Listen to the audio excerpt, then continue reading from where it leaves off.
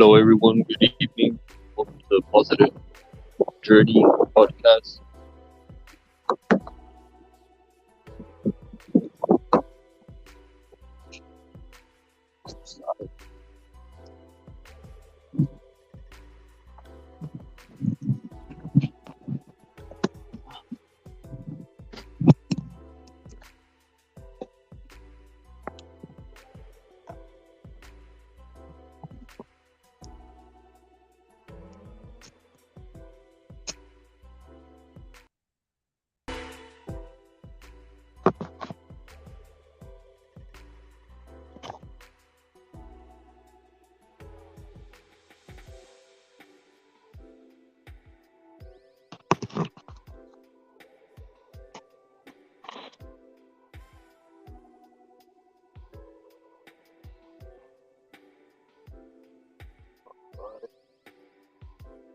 Now let's get started.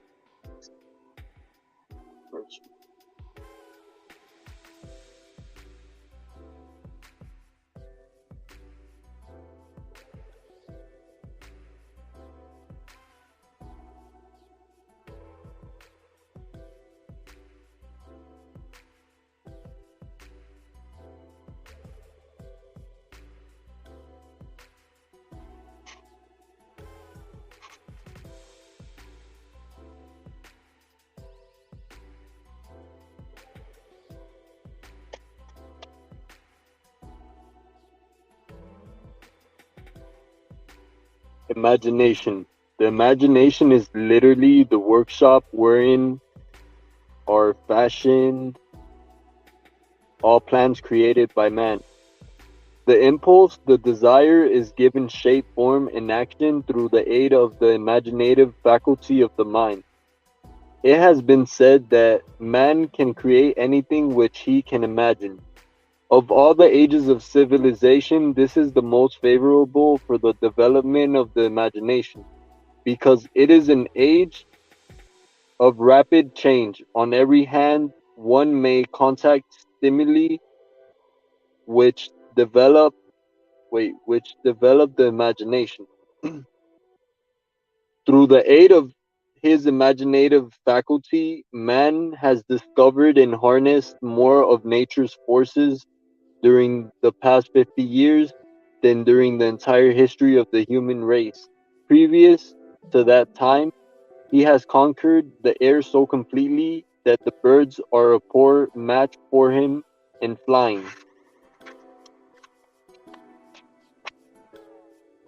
Okay. He has harnessed the ether and made it serve as a means of instantaneous communication with any part of the world. He has analyzed and weighed the sun at a distance of millions of miles, and has determined through the aid of imagination the elements of which it consists.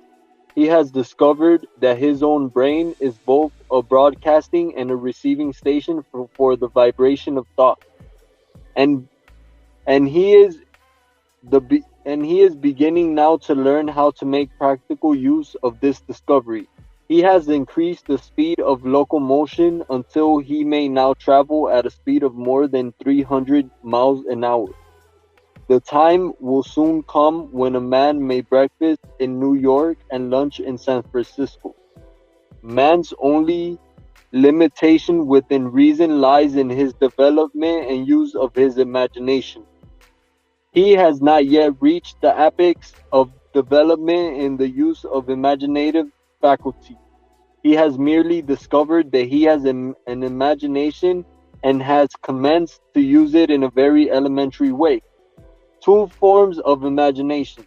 The imaginative faculty functions in two forms. One is known as synthetic imagination and the other as creative imagination. Synthetic imagination, through this faculty, one may arrange old concepts, ideas, or plans into new combinations. This faculty creates nothing. It merely works with the material of experience, education, and observation with which is fed. It is the faculty used most of the inventor, with the exception of the genius who draws upon the initiative the creative imagination when he cannot solve his problem through synthetic imagination. Creative imagination. Through the faculty of creative imagination, the finite mind of man has direct communication with infinite intelligence. It is the faculty through which hunches and inspirations are received. It is by this faculty that all basic or new ideas are handed over to man. It is through this faculty that thought vibrations from the minds of others are received. It is through this faculty that one individual may tune in or communicate with the subconscious minds of other men. The creative imagination works automatically and in the manner described in subsequent pages. This faculty functions only when the conscious mind is vibrating at an exceedingly rapid rate. As for example, when the conscious mind is stimulated through the emotion of a strong desire, the creative faculty becomes more alert, more receptive to vibrations from the sources mentioned, in proportion to its development through use. This statement is significant. Ponder over it before passing on. Keep in mind as you follow these principles that the entire story of how one may convert desire into money cannot be told in one statement. The story will be complete only when one has mastered, assimilated, and begun to make use of all the principles. The great leaders of business, industry, and finance, and the great artists, musicians, poets, and writers became great because they developed the faculty of creative imagination.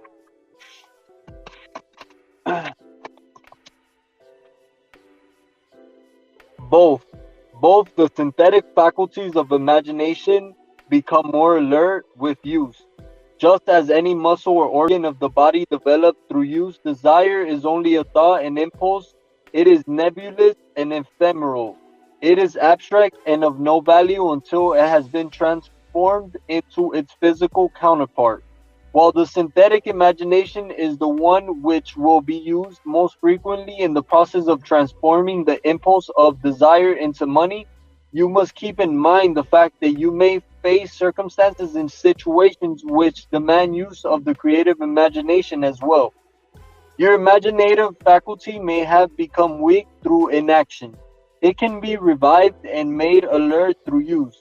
This faculty does not die, though it may become quiescent through lack of use. Center your attention for the time being on the development of the synthetic imagination, because this is the faculty which you will use more often in the process of converting desire into money.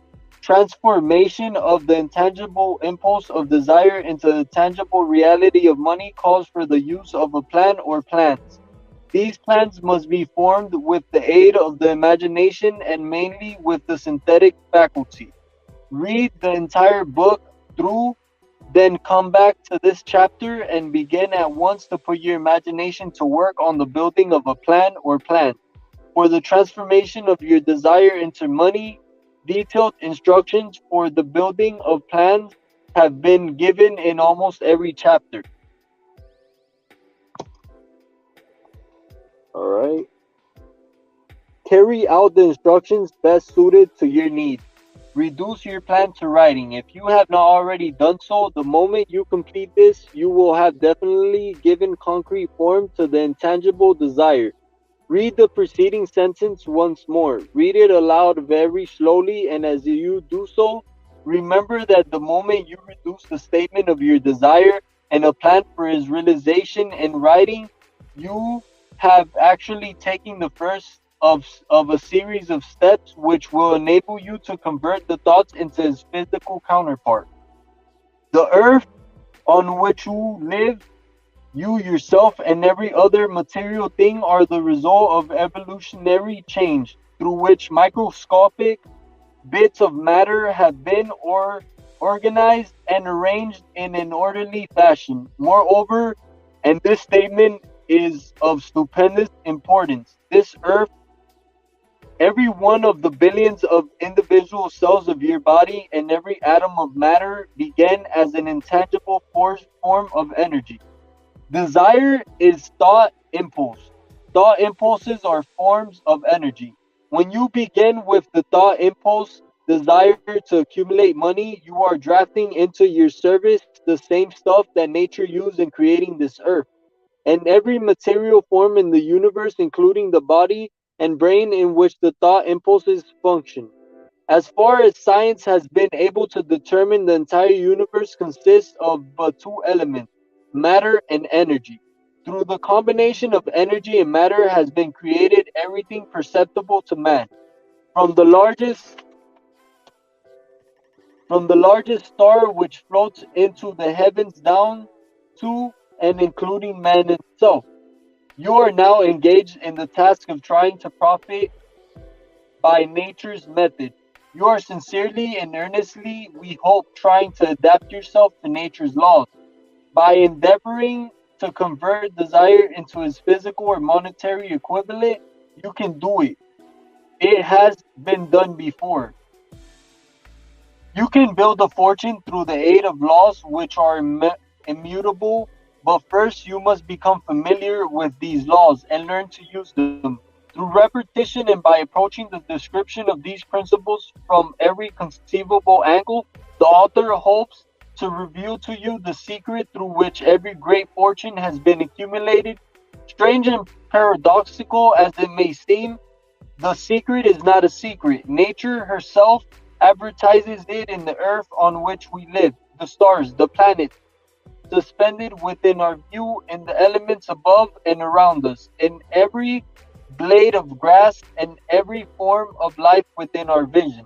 Nature advertises this secret in the terms of biology, in the conversion of a tiny cell, so small that it may be lost on the point of a pin, into the human being now reading this line. The conversion of desire into its physical equivalent is certainly no more miraculous. Do not become discouraged if you do not fully comprehend all that has been stated. Unless you have long been a student of the mind, it is not to be expected that you will assimilate all that it is in this chapter upon a first reading, but you will in time make good progress. The principle which follows will open the way for understanding of imagination. Assimilate that which you understand as you read this philosophy for the first time.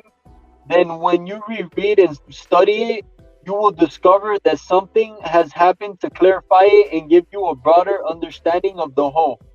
Above all, do not stop nor hesitate in your study of these principles until you have read the book at least 3 times, for then you will not want to stop. How to make practical use of imagination. Ideas are the beginning points of all fortune. Ideas are products of the imagination. Let us examine a few well-known ideas which has yielded huge fortunes, with the hope that these illustrations will convey definite information for concerning the method by which imagination may be used in accumulating riches. Enhanced kettle. 50 years ago, the North Country doctor drove to town, hitched his horse, quietly slipped into a drugstore by the back door, and began the dickering with the young drug clerk. His mission was destined to yield great wealth so many people. It was destined to bring to the South of the most far-flung benefits since the Civil War.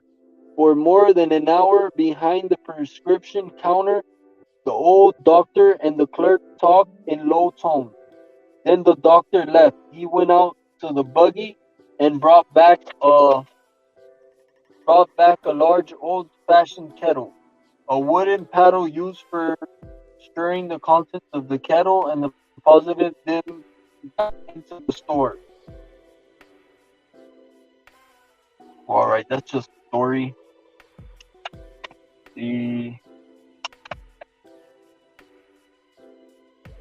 So yeah, guys, thank you guys for tuning in.